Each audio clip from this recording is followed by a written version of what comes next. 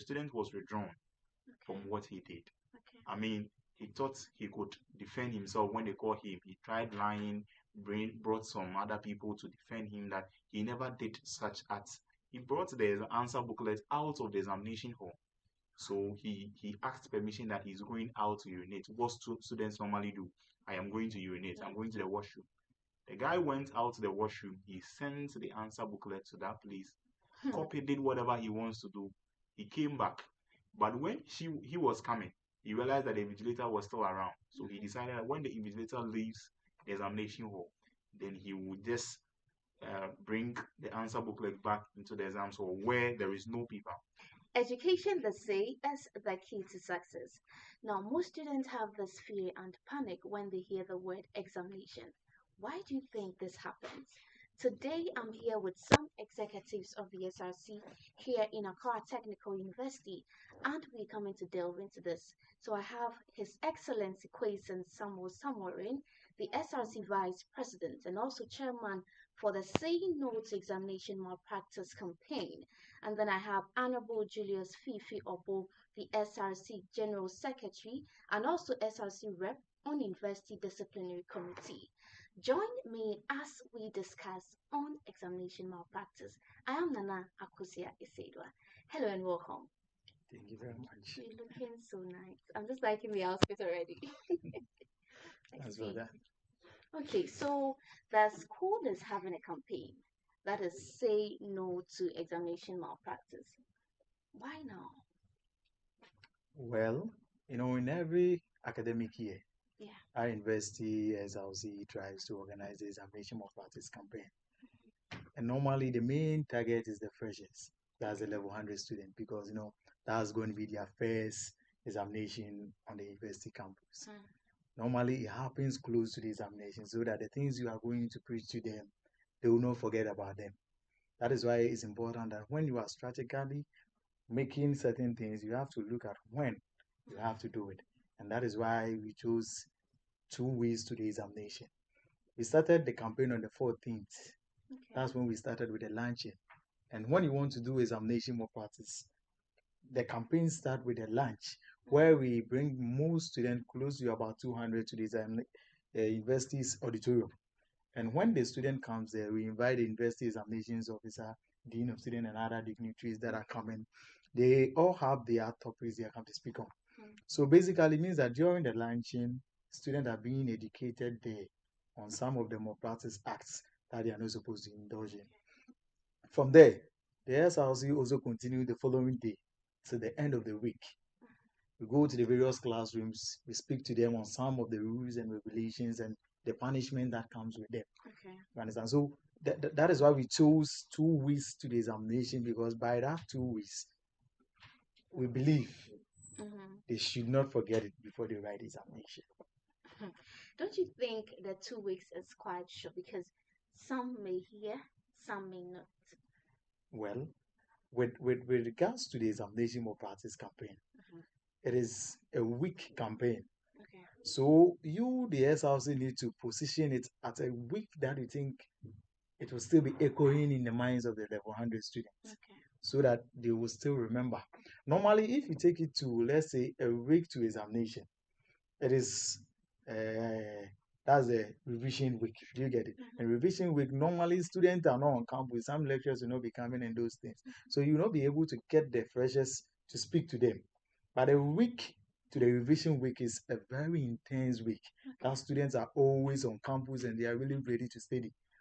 Those times are the times that if you are very strategic as an SRC, you have to position that week as a week for the malpractice campaign. Because I can tell you for the fact that when we started with the malpractice campaign, we were able to reach out to most students because every class we went to, the class was in session. And that should tell you that because we were able to strategically position the week to 2 weeks to examination, it really helped us.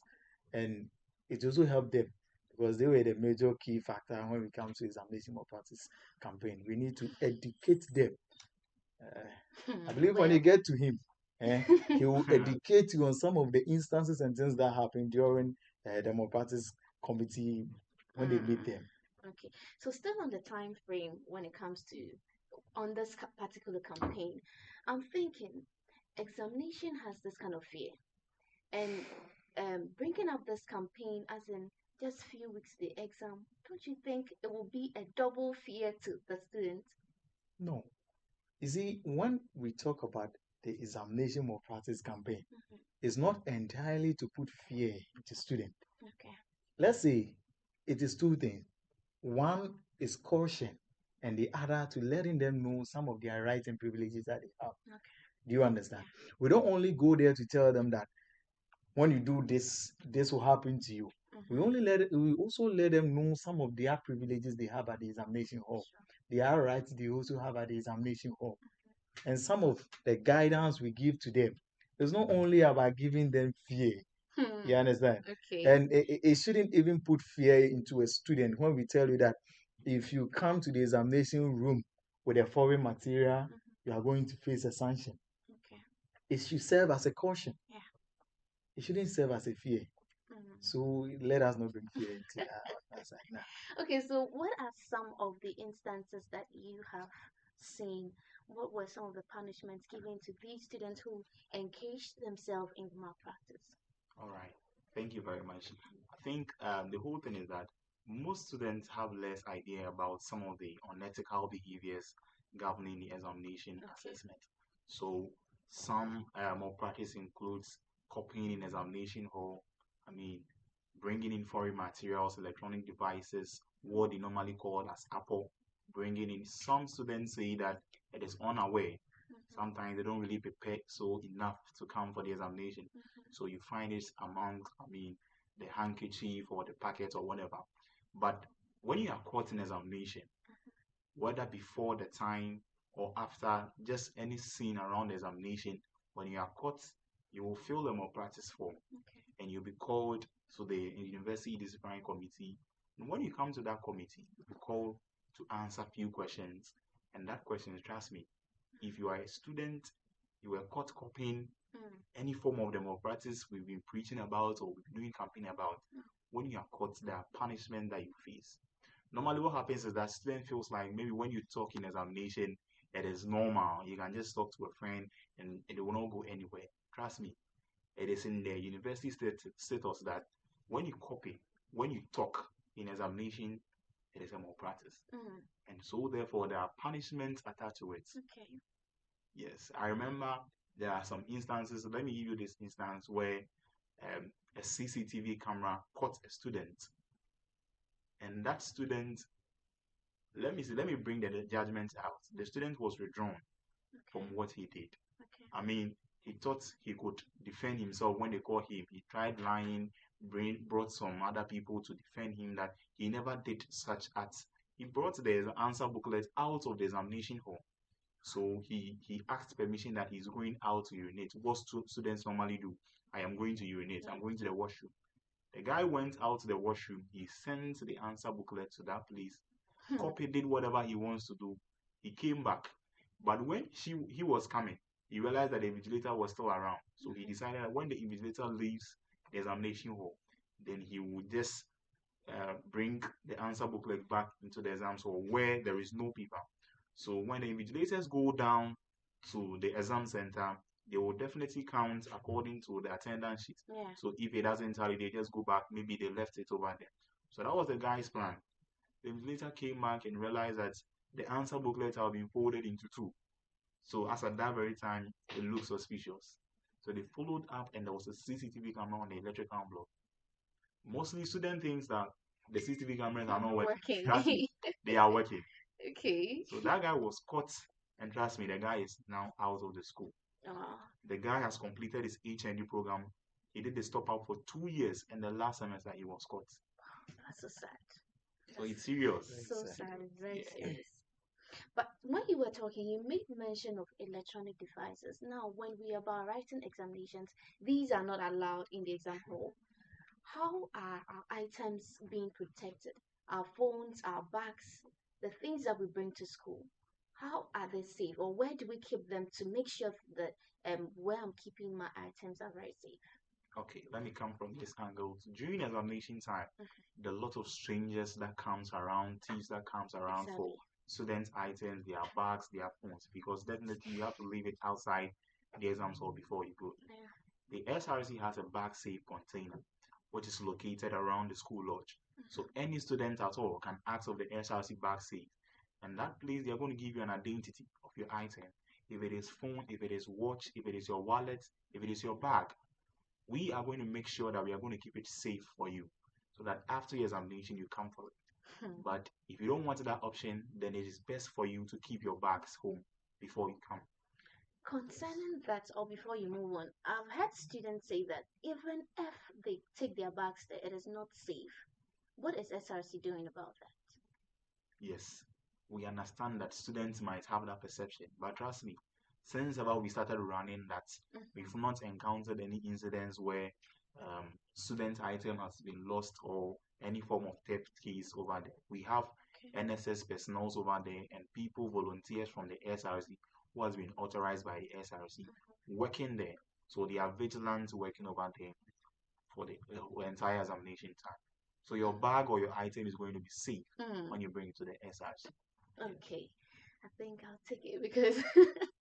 All right. So, with regards to the punishments that we receive or students receive when they engage themselves in malpractice, what rank does it have? Is it maybe does it all have the same punishment, or it depends on what you do? Okay, thank you very much. It depends on what you do. Okay. Most cases, like you copy in examination malpractice, with that, you can be rusticated for a year, depending on how you were able to answer yourself or defend yourself at the committee. So you would go home for a year, that is rustication, or you'll be withdrawn from the school. Most of the time, they usually say that there is this punishment of giving you warning, but it doesn't normally happen like that. Students, the cases that we normally get are students who normally copy, bringing in foreign materials to examination hall. When you are caught, there is nothing like warning. The only punishment is either rustication for a year or withdrawal. Such cases like impersonation, where you represent your friend or something like that, with that case, you would face legal actions. Not necessarily going home for a year, no. You'll be sent to court to defend yourself and you'll be imprisoned at the end. So students should take cautious of this very well. Impersonation. Your friend is sick, so you're going to write for your friend, or your friend is not really prepared enough, so you're going to write for him. No, we don't do that in this university. Trust me. Wow. Well said. I think the best thing for us to do is just avoid this, okay? Just write what you know, and then with a little prayer, we believe that we'll all pass, okay? All right. So, what are some of the things that we have to know or students must know before and after writing their papers? Okay. Which is starting for me. Okay, no problem. Things that student needs to know before or after the examination basically is about some of the rules and regulations that governs the university examination system. Okay. And before I delve into that, you see, there was this thing I got to realize when we started with the campaign. Student really sees the SRC campaigning in the classrooms as a joke. They don't take it serious. There are some classes that we went to and we were telling them about some of the rules and regulations and their punishments, and you can hear a student asking you, say, if we do it, what will happen? And we are telling you that if you do it, you are going to be withdrawn from the school. So don't do it. They said we will do it. Sometimes, if you've not been a victim, you will never understand what it comes with when you do examination malpractice. Okay. People get to start sweating. They will start shivering. And they only do that when they are being caught. The university has its rules and regulations that governs our examination. But the students always look for this when they are being caught. And when we take our time to go to various classrooms to educate them on some of the rules and regulations too, most students takes it for granted. I would say to every student that it is very important for you to find the rules and regulations regarding the examination, because this is a lot of pages here. And if you want to go through each and every one of them one after the other, you will know that examination malpractice is one thing that students are supposed to run away from. Imagine a student, if you come to examination room, as I said earlier, with foreign material, in our rules and regulations here, you are supposed to be withdrawn from the school. I don't know if students understand withdrawal. It's like they are sacking you from the school. And imagine your parent being the ones taking care of you in school, paying for your fees, and you've been in school. It's not like they've not paid, though. They've paid for your fees, and you've registered your courses, and you're going to write exam, and you went to copy. Coming to write the examination, it is very important that you come with your student ID card. Students normally comes to campus and they'll be like, I've forgotten my ID card, and now they'll have to go through the stress of going to print their iCampus and submitting it. It is allowed. If you forget your student ID card, you can print your iCampus. That's the interface of the iCampus, and you submit it to the invigilator. It will be allowed. In other way, you can also go to the examination office. That is just below the IT block, the ground floor there. If you go there too, they will give you a written permit, and the invigilator will allow you to write. That is if they check your student ID number that you're going to give to them and verify that you're a student. They can give you a permit. Then you'll be allowed to write the examination. And one last advice is that if you are a student and you know that you have exam tomorrow, I will always advise that use today to know where you are going to write the examination. If you know the examination hall that you are having your exams tomorrow, you don't know where and what will happen tomorrow when you are coming to write the exam at 8 a.m. What if traffic catches you? And by the time you are going to get to campus, you'll be 30 minutes late, which also renders you not being allowed to write the examination and your paper being cancelled. So if you know the place that you are going to write your examination, let's say you got to campus exactly 7:58, you know where you are going. So you go straight to that place. But at that time, when you're on campus and you're not coming to look for where you are going to write your examination, you will end up being in trouble. Students are also entitled to know that if you enter the examination hall less than 30 minutes after start work, you are not supposed to be infringed on your rights on entering. If an invigilator says that he or she is not going to allow you to write the examination, visit the examination office and they will order that invigilator to allow you to enter because you were less than 30 minutes late and you are supposed to be allowed to write. There are instances students 15 minutes late and they don't allow them to enter. In such instances, go to the examination office, report to them, and they will call the invigilator, and the invigilator will be ordered to allow you to enter. And you go and write your examination peacefully. So I'll end it there. So while you were talking, you made a mention of student ID. Now, it has come to my notice most of the level 100 students are complaining that when they go for their ID, they are being told it's not ready. Here comes the case, examinations are next week or it's next week. All right. How is this? So, per the normal tradition in our school, when we come to ATU, after your medical examination, first year medical examination, when you are done with everything, they give you the student ID card, hands on, just immediately the moment you are done. But here comes this year, they were having some technical issue at the ID card office.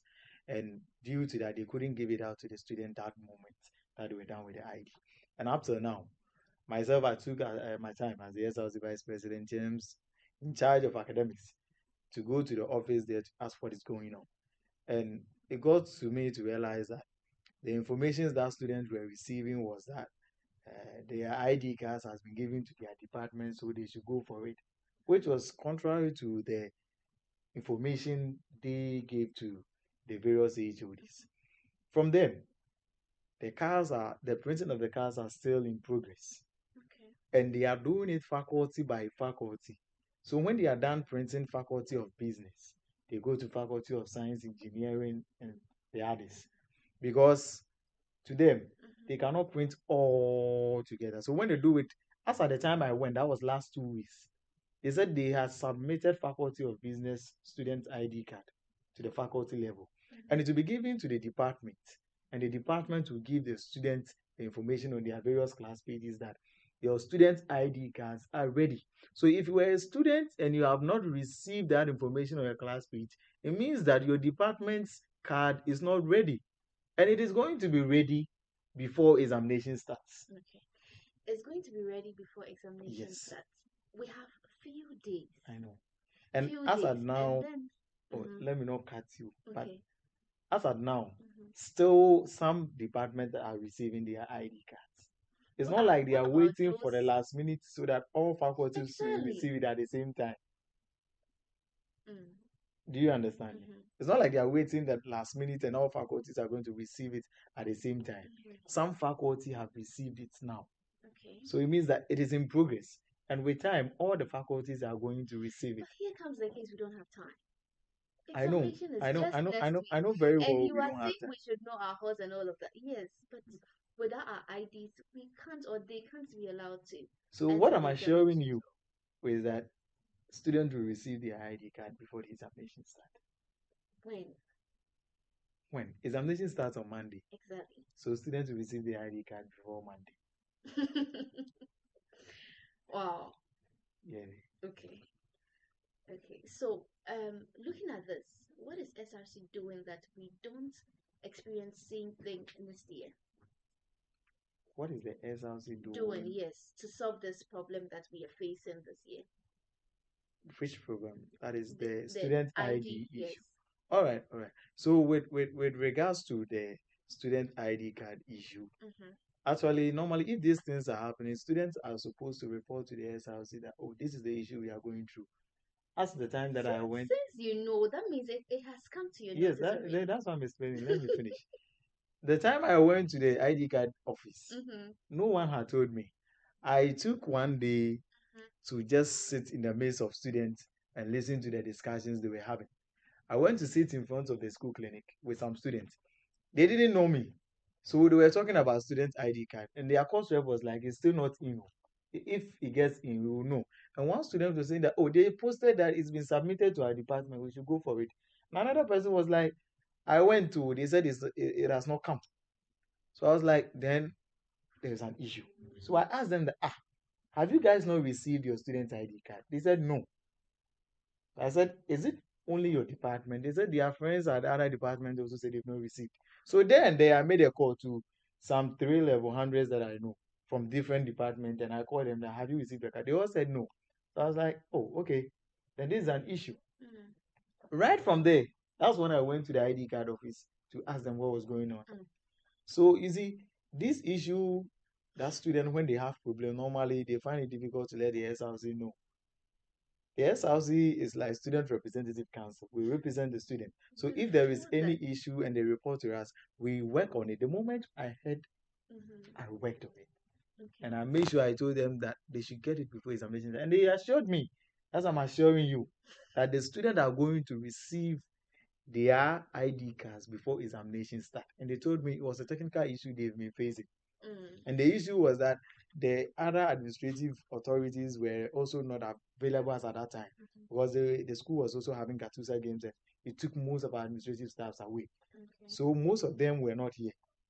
The man I went to meet, his boss was not even there. You understand? But then he was doing it. He was issuing the cards because he was also checking the time. Before you do anything in this school, you need approval. Well, time is running, but Yes. you made a mention of this. Let me just delve into that. You said if the students are having any challenges, they should first see the SRC. Yes, My question is the SRC executives, are they welcoming the SRC executives? Sorry. So far as I know, if you say SRC executive and it is my administration, the SRC executives are really welcoming. My office is always open. And day in and No, out. it is not a matter of being listen. open though. Day in and out. Student comes there, gives their problem. Okay. And I worked yesterday. A student came that he was not able to register his courses because the course registration portal was closed and those things. Just as I heard that this morning, I was at the provincial's office. So when the problems comes, we work on it.